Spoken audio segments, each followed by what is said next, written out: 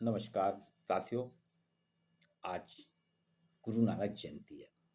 जी हाँ, आज पूरा देश गुरु नानक देव का 554वां प्रकाश पर्व मना रहा है। भारत की सनातन परंपरा में संवाद की एक कड़ी रही है। हमारे जितने भी धर्म गुरु रहे हैं, सभी जनता के साथ संवाद के साथ जुड़ते हैं। इस संवाद के साथ साथ इसमें यात्रा भी होती थी। आदि गुरु शंकराचार्य जी ने पूरे भारत की यात्रा की। ऐसा बताया जाता है कि उसके बाद भारत के इतिहास में आदि गुरु शंकराचार्य जी के बाद गुरु नानक देव ने ही 24 वर्षों में 28,000 किलोमीटर की पदयात्रा की। सिखों में पदयात्रा को उदासियां कहते हैं। गुरु नानक जी की 28,000 किलोमीटर की उदासियां हुई हैं। इसमें वो सभी से मिलते थे। गुरु नानक जी सभी से मिलते थे, भाईचारे की बात करते थे और इनके कई चमत्कार भी इसमें हैं। मध्य प्रदेश भी एक ऐसा राज्य है जहां गुरु नानक जी की पावन चरणों की धूली है। मध्य प्रदेश के कई जगह गए। इंदौर में बेटमा साहिब गुरुद्वारा है, यहाँ खारा पानी था। गुरु नानक जी के आने से वो पानी वहां उन्होंने कहा और पानी देखिए मीठा हो गया। वहां इमली के पेड़ के नीचे उन्होंने संदेश दिया था, जनता को उपदेश दिए थे। यशवंत राव रोड है जो, उसमें चौराहे पे इमली साहिब गुरुद्वारा है, वहां पे इमली का पेड़ है, वहां पे गुरु नानक जी बैठे थे। ओंकार शब्द की जो अलग है, ओंकारेश्वर की जो वाणी है, उच्चारण ऐसा कहा जाता है। ओंकारेश्वर में जब आए थे गुरु नानक जी, वहां उन्होंने ओंकार शब्द की, ओंकार दी थी, वहां से उन्होंने शुरुआत की थी 506 वर्ष पूर्व बुरहानपुर के। उज्जैन में अवंतिका में यहाँ भी गुरुद्वारा बना है। उज्जैन में अवंतिका में है। यहाँ उनका भरथरी के शिष्य के साथ शास्त्रार्थ भी हुआ था, संवाद भी हुआ था। एक स्थान है।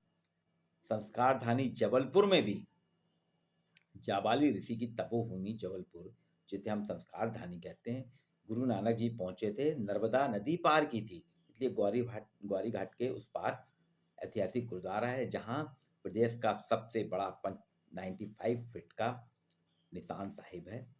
इसके बाद ऐसा कहा जाता है कि ग्वारी घाट से गुरुद्वारे में, वहाँ गुरुद्वारा है, वहाँ लोग जाते हैं, उनकी एक सूक्ष्म अनुभूति अभी भी होती है।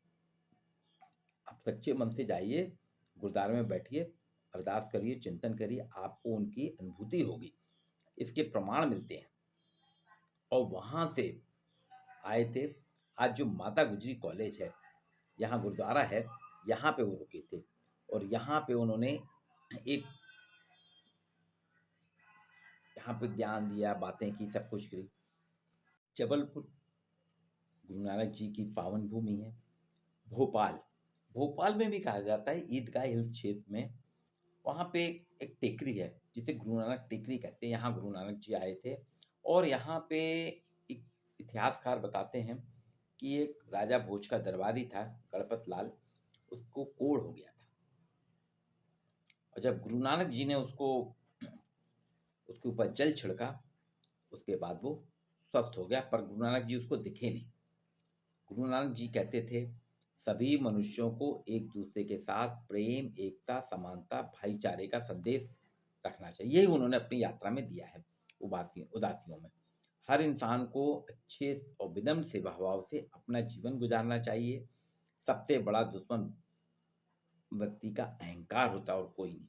ईश्वर एक है, वह सर्वत्र विद्वान है, हर जगह विद्वान है, ऐसी कोई भी जगह नहीं है। इसलिए आप सब में प्रेम पूर्वक मिलजुल कर रहें। लालच लोभ का त्याग कर अपने हाथों से मेहनत कर कर न्यायोचित तरीके से धन का अर्जन करना चाहिए। बेईमानी से नहीं, न्यायोचित तरीके से धन का अर्जन करें, क्योंकि इस तरह अर्जित किया गया धन कभी बर्बाद नहीं होता है। गुरु नानक जी कहते थे कि आपकी ईमानदारी की कमाई ही आपको लाभ देगी। मेहनत कीजिए, ईमानदारी से कमाइए, बेईमानी का एक पैसा भी नहीं कमाइए, क्योंकि बेईमानी का पैसा कभी भी आपके पास बचेगा नहीं। दूसरी चीज उनका उपदेश था, किसी का भी हक हमें नहीं छीनना चाहिए। किसी का भी हक हमें नहीं छीनना चाहिए, बल्कि समाज में जो हक छीनता है किसी का, जो भी व्यक्ति किसी का हक छीनता है, समाज में उसको सम्मान नहीं मिलता। इसलिए कहा गया है, नानक नाम जहाज है, चले सो उतर पार। साफ कहा गया कि नानक नाम एक जहाज है, एक जहाज है जिसमें आप एक बार चढ़ गए तो उसके बाद आप उतरेंगे। 28,000 किलोमीटर की यात्रा, पद यात्रा करने वाले, जिसे उदासियां कहते हैं, गुरु नानक जी ने बहुत कुछ किया। वो गुरु ग्रंथ साहिब में उनके 6 बताया गया है कि गुरु ग्रंथ साहिब में 6 सुख गुरुओं के अतिरिक्त 30 अन्य जातियां थी, धर्मों के, अलग अलग धर्मों के संतों की वाणियां, इन सबको शामिल किया गया है। और साफ कहा गया है कि किसी भी प्रकार से कोई भेदभाव नहीं होना चाहिए। घर, पेशा त्याग, स्त्री पुरुष, जाति द्वंद्व, धर्म, किसी भी प्रकार से अगर आप इन सबको त्याग देते हैं तो आपको मोक्ष की प्राप्ति होगी। इसलिए आप देखिए, गुरु नानक जी ने ही एक शुरुआत कराई थी। वो खुद भी खेती किसानी करते थे और उनका कहना था, गुरु नानक जी का कहना था कि आप खेती किसानी करिए। और उन्होंने लंगर की प्रथा चालू की थी। लंगर एक सामाजिक समरसता का प्रतीक है, जिसमें ये जो परंपरा शुरू होती है, आपके बाजू में कौन बैठ रहा है, कौन खा रहा है, इससे कोई लेना देना नहीं। और एक और चीज उन्होंने कहा था, महिलाएं जो है सबसे ज्यादा सम्मान करना चाहिए महिलाओं का। बोले महिला ने ही भगवान को जन्म दिया है, महिलाएं ने ही राजा महाराजा को जन्म दिया है, महिलाएं ही देवी देवताओं को जन्म देती हैं। बोले जब देवी देवता, राजा महाराजा, ईश्वर, मनुष्य सभी को जन्म देती है महिला, तो वो अपवित्र कैसे हो सकती है, वो बुरी कैसे हो सकती है? वो तो साक्षात लक्ष्मी है, वो तो सर्वश्रेष्ठ है। इसलिए सबसे ज्यादा सर्वश्रेष्ठता की बात गुरु नानक जी ने कहा था, महिलाओं को, और उनको सम्मानित करना चाहिए। महिलाओं के साथ किसी प्रकार का अत्याचार नहीं होना चाहिए। सती प्रथा के भी विरोधी थे, किसी प्रकार का भेदभाव नहीं होना चाहिए।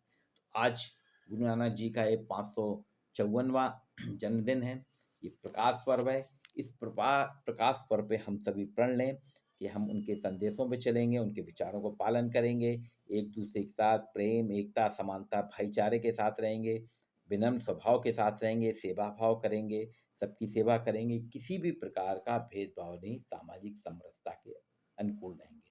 आपको वीडियो कैसा लगा, लाइक कीजिए, शेयर कीजिए।